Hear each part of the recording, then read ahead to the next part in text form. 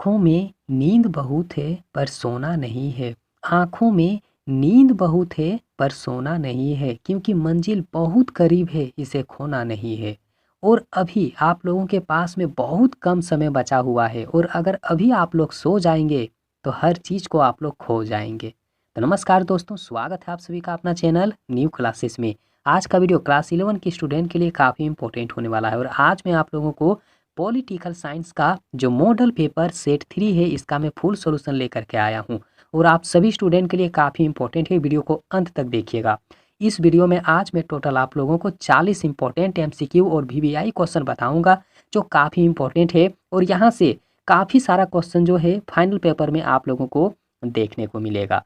और मैं अभी डेली तो आप लोगों को वीडियो दे रहा हूँ, आप लोग डेली देख रहे हैं, लेकिन अभी मैं बहुत बड़ी मुसीबत में हूँ और मुझे आप लोगों से हेल्प चाहिए। अगर आप लोग मुझे मदद करेंगे तो कमेंट सेक्शन में येस लिख करके ज़रूर हमें सेंड करिएगा, ठीक है। और मैं कौन से मुसीबत में हूँ, क्या आप लोगों से हेल्प चाहिए, मैं आप लोगों को उसके बारे में पूरा डिटेल्स में वीडियो बना करके आप लोगों को हर एक जानकारी दूंगा। बस मैं बहुत मुसीबत में हूँ और आप लोगों से मुझे बहुत हेल्प चाहिए, बहुत हेल्प चाहिए। आप लोग अगर हेल्प करेंगे तो ज़रूर यस लिख करके भेजिएगा। हद से ज़्यादा मुझे मदद चाहिए, अब मुझे मदद चाहिए। मैं इतना दिन से आप लोगों को पढ़ा रहा हूँ, लेकिन कभी भी मैंने आप लोगों से ऐसा नहीं कहा था कि मुझे हेल्प चाहिए, लेकिन अब मुझे हेल्प चाहिए, ठीक है। अब मुझे हेल्प चाहिए और आप लोग मुझे मदद करेंगे, मैं जानता हूँ। जिस विश्वास से आप लोग मेरे चैनल में आकर के पढ़ाई करते हैं, तो उसी अनुसार से मुझे लगता है कि हाँ, आप लोग मदद ज़रूर करेंगे, और आप लोग मदद करेंगे, आप लोगों को करना होगा, ठीक है। तो देखिए, यहाँ जो पहला प्रश्न है, पहला प्रश्न आप लोग देख लीजिए। पहला प्रश्न क्या है कि भारत के चुनाव आयोग को किस सूची में रखा गया है? तो संघ सूची में रखा गया है। आप लोग हर एक क्वेश्चन को और आंसर को अच्छे से याद करके रख लीजिएगा। अभी मैं इतना बड़ा मुसीबत में हूँ ना, कि अगर मेरे जगह में कोई और रहता तो आप लोगों को वीडियो नहीं देता। याद रखिएगा, आप लोगों को वीडियो प्रोवाइड ही नहीं करा सकता अगर मेरे जगह में कोई होता तो। लेकिन फिर भी मैं आप लोगों को वीडियो दे रहा हूँ, क्योंकि आप लोगों का पढ़ाई जारी रहे। आप लोग ये मत सोचिए कि प्रभु सर अब वीडियो अपलोड नहीं करेंगे। मैं इतना बड़ा मुसीबत में हूँ, बहुत बड़ा मुसीबत में हूँ, और आप लोगों से हेल्प तो मुझे चाहिए, और डिटेल्स में आप लोगों को हर एक चीज़ में आप लोगों को बता दूंगा कि मुझे क्या हेल्प चाहिए, आप लोगों से क्या मदद चाहिए मुझे, ठीक है। तो चलिए यहाँ पर देख लीजिए, बातें तो होती रहेंगी। तो यहाँ पर देखिए, दूसरा नंबर का जो प्रश्न है कि केंद्र और राज्यों के बीच में शक्तियों के वितरण को किस अनुसूची में रखा गया। याद रखिएगा, केंद्र और राज्य के बीच में काफ़ी मतलब जो है ना, उसके बीच में जो शक्तियों का वितरण होता है काफ़ी अलग अलग होता है। तो आखिर जो है ना, इसे कौन से अनुसूची में रखा जाता है? तो इसे 7वीं अनुसूची में रखा जाता है, ठीक है। अगला जो प्रश्न है तीसरा नंबर का कि समवर्ती सूची में कुल कितने विषय रखे गए हैं, या फिर कितने विषय होते हैं? तो 47 सब्जेक्ट उसमें होता है। अगला प्रश्न देख लीजिए कि संघ और राज्यों के विधायी संबंधों का संचालन किस सूचियों के आधार पर किया जाता है? तो काफ़ी सारा पॉइंट यहाँ पर है, तो आप लोग याद रखिएगा कि संघ और राज्यों के विधायी संबंधों का जो संचालन होता है ना, वो आप लोग याद रखिएगा, इनमें से हर एक सूची में रखा जाता है। मतलब संघ सूची में भी होगा, राज्य सूची में भी होगा, और समवर्ती सूची में भी होगा। इसका तीनों पॉइंट जो आप लोग देख रहे हैं, बिल्कुल भी इसका करेक्ट आंसर है। अगला प्रश्न आप लोग देख लीजिए कि भारत में सुदृढ़ केंद्र के साथ में संघीय ढांचा का विचार कहाँ से लिया गया है? तो याद रखिएगा, अमेरिका से लिया गया है। अगला प्रश्न देख लीजिए कि सर्वप्रथम किस देश में संघात्मक शासन की स्थापना हुई थी? तो अमेरिका में हुआ था, याद रखिएगा, यूएस अमेरिका में, ठीक है।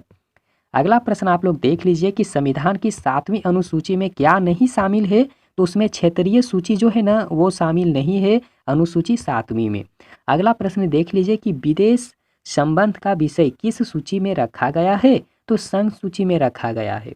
अगला प्रश्न नोट करिए, जो 9 नंबर का प्रश्न है कि कहाँ का संविधान बनावट में संघात्मक परंतु भाव में एकात्मक है? तो याद रखिएगा, भारतीय जो संविधान है ना, उसी वही वाला होता है, ठीक है। अगला प्रश्न आप लोग देख लीजिए, जो 10 नंबर का प्रश्न है कि भारत में नागरिकता प्राप्त करने के लिए कौन से आधार होते हैं? तो देखिए, भारत में नागरिकता प्राप्त करने के लिए जो स्थानीय निवास करते हैं ना, वही होता है उसका राइट आंसर। मतलब देखिए, इसके ऑप्शन बहुत सारे मिलेंगे, अगर फाइनल एग्जाम में यह जो प्रश्न है आप लोगों को देखने को अगर मिलेगा, ठीक है, अगर यह प्रश्न फाइनल एग्जाम में पूछ देता है तो उसमें काफ़ी सारा ऑप्शन तो रहेगा ना, तो उसमें आप लोगों को याद रखना है। बस मैं एक थोड़ा आप लोगों को बता देता हूँ कि देखिए नागरिकता प्राप्त करना मतलब क्या होता है। बहुत कोई ऐसा होता है कि हाँ, अगर एक देश में कोई पहले से रह रहा है, उस उनके माता पिता जो बहुत पहले से हैं, तो उनका जो मतलब उनका जो बच्चा जन्म लेगा, ठीक है, तो वो तो इसी देश का कहलाएगा, याद रखिएगा। तो नागरिकता वैसे भी प्राप्त किया जा सकता है, नागरिकता स्थानीय निवास के आधार पर प्राप्त किया जा सकता है, नागरिकता जो है वो जाति के आधार पर भी मतलब प्राप्त किया जा सकता है। तो हर एक चीज़ के लिए जो है नागरिकता प्राप्त किया जा सकता है और स्पेशल भारत में होगा, ठीक है, दूसरा जगह में ऐसा नहीं होता है। तो यहाँ पर देख लीजिए अगला जो प्रश्न है कि सिक्किम का किस वर्ष भारतीय संघ में विलय हो गया था, तो 1975 में हुआ था। अवशिष्ट शक्तियाँ किसे प्राप्त होती है या फिर किसे प्राप्त है, तो केंद्रीय सरकार को प्राप्त है। अगला प्रश्न देख लीजिए कि निम्न में से कौन समवर्ती सूची का विषय है, तो याद रखिएगा ऑप्शन के अनुसार जवाब देना है। तो समवर्ती सूची के अंतर्गत में विवाह भी शामिल होगा और तलाक भी शामिल होगा, ठीक है। अगला प्रश्न नोट करिए कि संविधान के प्रावधानों को देखते हुए भारत क्या है, तो भारत एक संघ है। क्या है? भारत एक संघ राष्ट्रीय है। अगला जो प्रश्न है यहाँ पर कि यदि किसी भी राज्य की जनसंख्या 20 लाख से कम है तो उस राज्य में पंचायती राज की व्यवस्था क्या होनी चाहिए, और काफ़ी इम्पोर्टेंट सवाल है। बहुत बार मैंने आप लोगों को यह सवाल रिपीट कराया है, ठीक है, बहुत बार बताया है। तो देखिए यदि किसी भी राज्य की जनसंख्या 20 लाख से अगर कम होता है तो उस राज्य में, याद रखिएगा, उस राज्य में द्विस्तरीय पंचायती राज चालू कर दिया जाएगा। कौन से? द्विस्तरीय पंचायती राज व्यवस्था जो है वहाँ पर चालू होगा। अगला जो प्रश्न है कि ग्राम पंचायत की आय का स्रोत क्या होता है, तो देखिए मेला भी होगा और बाजार का टैक्स होगा, ठीक है। ग्राम पंचायत की आय का स्रोत क्या होता है, तो मेला होगा, बाजार होगा। अगला जो प्रश्न है यहाँ पर 17 नंबर का कि भारतीय संविधान के किस संशोधन में पंचायती राज संस्थाओं को संवैधानिक आधार प्रदान किया गया है, तो 73वें संशोधन में, याद रखिएगा 73वें संशोधन में कहा गया है कि देखिए जो पंचायती राज हैं, ठीक है, जो पंचायती राज संस्थाएं हैं तो उसको हम लोग अनेक आधार पर बांट सकते हैं, ठीक है। तो वो 73वें संशोधन में वैसा कहा गया है। अगला जो प्रश्न है 18 नंबर में कि संविधान में स्थानीय संस्थाओं के गठन का विषय किसे सौंप दिया गया है, तो याद रखिएगा राज्य को सौंप दिया गया है, ठीक है। अगला प्रश्न नोट करिए जो 19 नंबर का प्रश्न है कि कौन सा राज्य 3 स्तरीय ढांचा का होता है जिसमें सबसे निम्न स्तर पर पंचायती होते हैं, तो याद रखिएगा पंचायती राज में ही तो पंचायत आएगा, ठीक है। अगला जो प्रश्न है यहाँ पर 20 नंबर का देख लीजिए कि भारत में नगरीय प्रशासन की किस वायसराय की देन है, मतलब देखिए भारत में नगरीय प्रशासन जो आया है तो नगरीय प्रशासन आखिर कहाँ का देन है, तो याद रखिएगा कौन से वायसराय के देन है, तो उसका जो नाम है ना लॉर्ड रिपन का देन है। किसका? लॉर्ड रिपन का। अगला प्रश्न नोट करिए कि ग्राम सभा के कार्यकारिणी को क्या कहा जाता है, तो उसे ग्राम पंचायत कहा जाता है। अगला प्रश्न देख लीजिए। अगला जो प्रश्न है कि भारत में किसे स्तरीय पंचायती राज की स्थापना की गई है, तो जो त्रिस्तरीय पंचायती राज होता है वो उसका करेक्ट आंसर होगा। आगे नोट करिए कि भारत में निम्नलिखित में से किसके अंतर्गत में पंचायती राज प्रणाली की व्यवस्था की गई है, तो राज्य के नीति निर्देशक के सिद्धांत पर जो है पंचायती राज प्रणाली की व्यवस्था किया जाता है भारत में। अगला जो प्रश्न है 24 नंबर का कि संविधान के किस संशोधन का ग्राम पंचायतों का संबंध होता है, तो देख लीजिए 1993 का जो 73वां संशोधन है इसका करेक्ट आंसर होगा। अगला प्रश्न नोट करिए कि पंचायतों के चुनाव कितने वर्ष में होते हैं, तो 5 साल में होते हैं।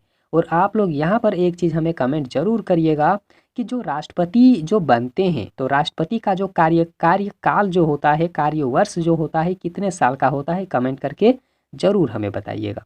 अगला प्रश्न देख लीजिए कि निम्न में से किस राज्य में पंचायती राज की व्यवस्था नहीं होती है, तो देखिए ना मेघालय में होता है, ना मिजोरम में होता है, ना नागालैंड में होता है, मतलब इनमें से यहाँ दिया हुआ है ना, इनमें से सभी में होता है, मतलब देख लीजिए, ठीक है, कि यहाँ पर क्या है कि किस राज्य में पंचायती राज की व्यवस्था नहीं होती है, तो इनमें से सभी में कहीं पर नहीं होगा, ठीक है, आप लोग याद रखिएगा। हाँ, ना मेघालय में, ना मिजोरम में, नागालैंड में, कहीं पर नहीं होता है पंचायती राज।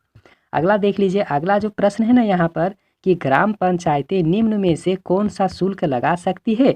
तो देखिए ग्राम पंचायत जो है ना आखिर कौन सा टैक्स लगाएगा, तो याद रखिएगा आप लोग, अगर ग्राम पंचायत में जो जब टैक्स लिया जाता है ना, तो वाहन का भी शुल्क लिया जाता है, प्रवेश का भी शुल्क लिया जाता है, बाजार का भी शुल्क लिया जाता है, मतलब इनमें से हर एक चीज़ का आप लोगों को टैक्स देना पड़ेगा। अगला जो प्रश्न है ना कि किस राष्ट्रीय नेता ने कलकत्ता नगर का निगम के अध्यक्ष के रूप में कार्य किया था, तो सुभाष चंद्र बोस इसका करेक्ट आंसर होगा। अगला देख लीजिए, पंचायती राज दिवस मनाया जाता है कब, तो 24 अप्रैल को मनाया जाता है। अगला नोट करिए कि पंचायती राज का उद्घाटन, ठीक है, कि पंचायती राज का उद्घाटन राजस्थान के किस जिले में हुआ था, तो उस जिले का नाम क्या है, तो देखिए राजस्थान का जिला है तो नागौर होगा, क्या होगा, नागौर होगा, ठीक है, नागौर जिला में राजस्थान का।